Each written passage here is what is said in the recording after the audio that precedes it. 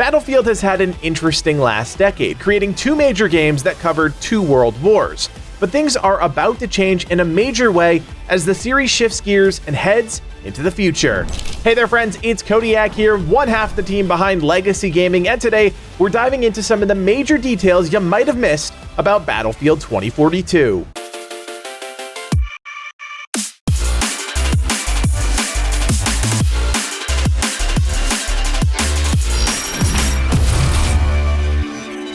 Now sadly, Legacy Gaming was not invited to EA's early access press event for Battlefield 2042, but we get it, we haven't been around the scene very much, and we're still growing our Legacy army one person at a time.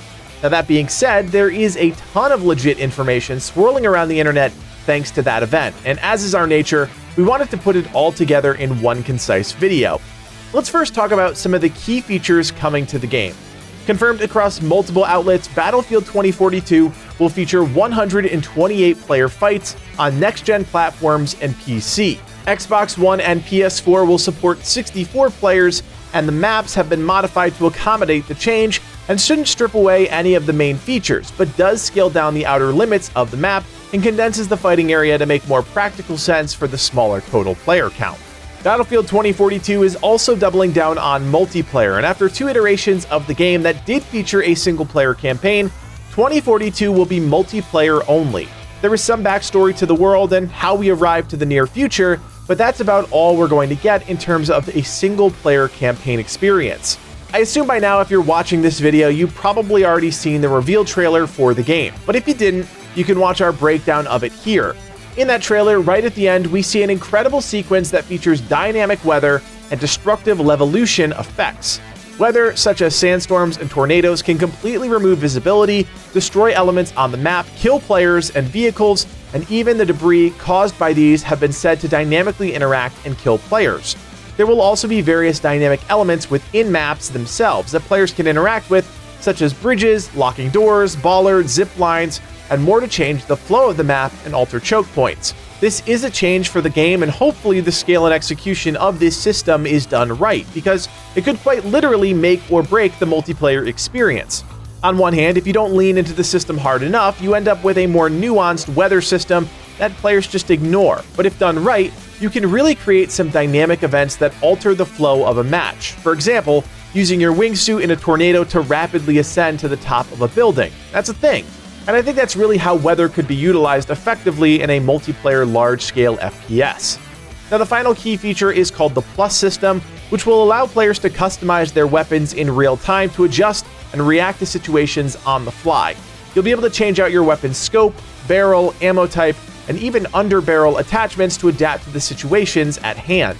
This is another big change from the traditional loadout system within the game and adds a lot more flexibility, giving players the power to operate in multiple environments and scenarios. These are four key features that will no doubt be the foundation for Battlefield 2042, and to be honest, they're not for everyone. We've already seen a lot of comments on our first Battlefield 2042 video about the lack of single player, but I think we're putting the cart before the horse here.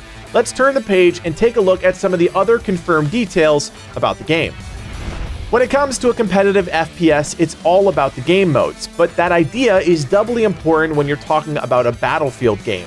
There are three major categories when talking about the modes from a macro perspective, and at this time we only know about two out of the three. The first is All-Out Warfare, which takes the popular game modes Conquest and Breakthrough, elevates them, and presents players with the largest scale combat seen in a Battlefield game to date. Conquest will feature specific maps that have been designed exclusively for this large-scale combat and will include set pieces the team is calling clusters. One change is that all the action now centers around sectors, consisting of several flags instead of the individual sector control points. This is a sizable departure from that classic one control point system and will look to more evenly spread out the combat across an entire sector rather than focus all of the action at one key point. Once a team secures all points in a sector, it becomes theirs, with the Battlefield life ticket system taking over from that point on. The other game mode in this category, Breakthrough, sees two teams, attackers and defenders, battling over more condensed sectors. This is as simple as attackers attack, defenders defend, and a whole lot of virtual lead being exchanged in the process. The next major game mode category is called Hazard Zone, and while we don't know much information yet, What we do know is that this is a brand new game mode that features high-stakes, squad-based combat. According to the game's website, Hazard Zone is distinctly Battlefield, but very different from the modes of all-out warfare. Rumor has it that the Specialists will play an even bigger role in this specific game mode. Just sit tight, we'll get there. The final game mode is currently redacted, which means no information just yet, but in the description, the developers state that this third mode was created as a love letter to the core fans. A new way to play Battlefield is coming. Discover unexpected battles and enter a wide universe of Battlefield with this experience. With some of the confirmed game modes out of the way, let's talk about the maps we'll be playing on. Each Battlefield has multiple distinct combat areas housed in a single play space, which means more variety and more meaningful vehicle gameplay, something that is an absolute staple in the Battlefield franchise, and it's good to see they're leaning into that. The first map is Orbital, set in French Guiana. It's a race against time and hostile conditions as you fight around the site of an imminent and controversial space rocket launch. Watch out for both enemy fire and upcoming storms on this dynamic map. Supposedly, the rocket won't always go as planned and can lead to some different styles of gameplay on this one specific map. The second map is Hourglass, set in Qatar. Fight in a city lost to the desert around it. Massive dust and sandstorms are constantly rolling in, blotting out the natural light as you battle for control over a convoy trapped in the shifting sands. Next is Kaleidoscope, set in South Korea.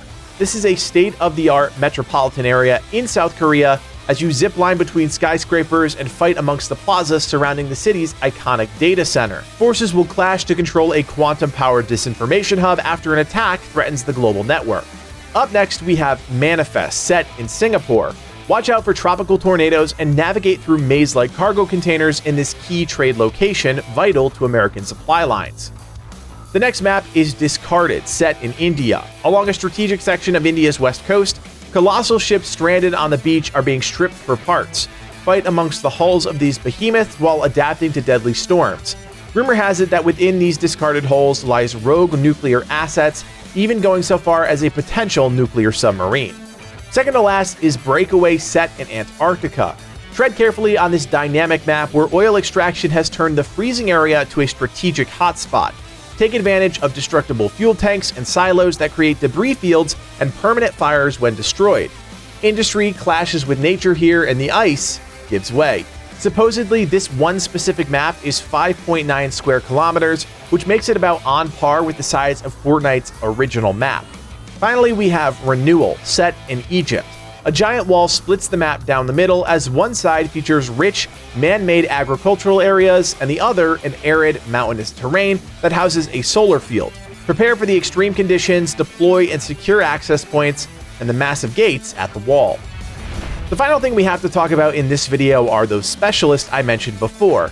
Taking cues from other modern games, specialists look to take the Battlefield experience in a slightly different direction, while still holding true to some of the guiding principles that have defined the game over the years. Based on Battlefield's 4 classes, specialists have one unique specialty and trait, but the rest of the loadout is fully customizable.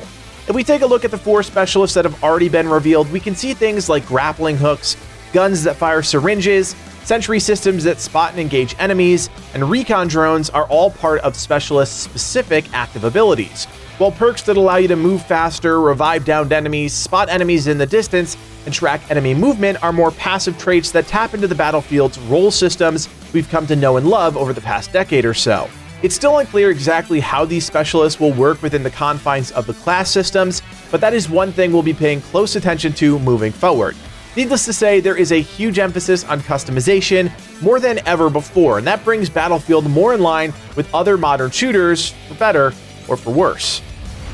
Before we wrap up this video, let's touch briefly on 2 important details that we've come to expect from modern online games. The first being live service features.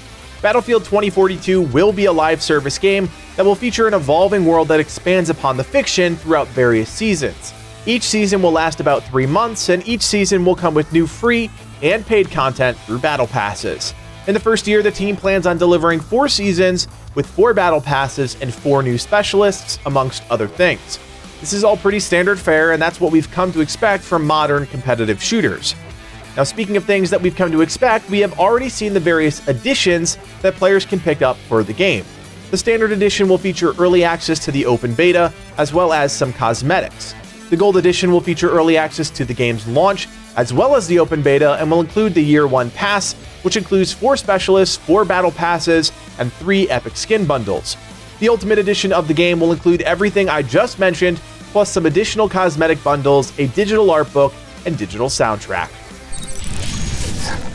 So as you can see, a whole lot of details being released about the game already, and with a gameplay preview happening on June 13th, I'm pretty certain there are going to be new nuggets of information to unpack.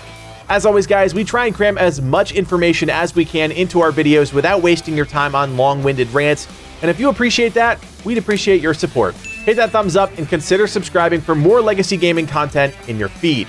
You can also join us on Discord. Our community of over 7,000 members is spread across dozens of great games, so check out that link below to join today. Finally, if you like our channel and everything we stand for here at Legacy Gaming, consider becoming a member. For the cost of a cup of coffee, you're helping evolve the channel and take our community to that next level. Check out the join button below to learn more. My name is Codiak, and from everyone here at Legacy Gaming, thanks for watching, and play on.